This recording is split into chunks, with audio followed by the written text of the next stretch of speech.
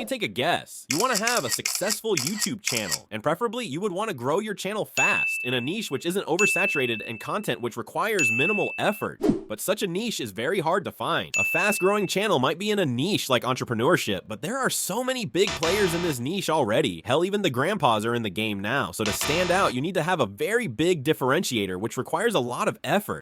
An undersaturated niche might be like a vlogging niche. Not many people are willing to put themselves out there, and even those who aren't interesting enough that people would spend hours watching a dude sit on a flight for 16 hours. Except if you are Casey Neistat, and the pace of growth is into years, even decades. So too high effort to entertain, too slow of a growth pace. A relatively low effort niche is gaming, but do not get me started on the competition. So what's the magical niche I have found which ticks all 3 boxes? It's the anime versus Reddit niche. You know, a video like this one.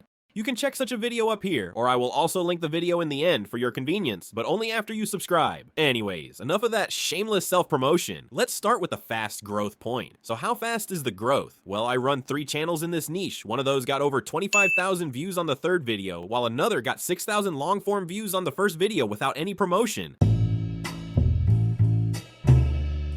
And considering that it only takes 30 minutes to make one video, I got 350 hours of watch time while I only worked for less than 100 minutes, which is kind of insane. As of now, this category is also severely undersaturated because a lot of the bigger creators who made this sort of content were from Russia. But since the war and the demonetization of Russian channels have left the platform for good. But the big question is the niche monetizable? Well, I talked to some of the bigger players who informed me that their channels are monetized and they are making a stable living out of it. Also, the bigger consumers of said content come from areas like Japan and the USA, so the RPM is also pretty neat. The creator I talked to told me that he was having an RPM of about 50 cents.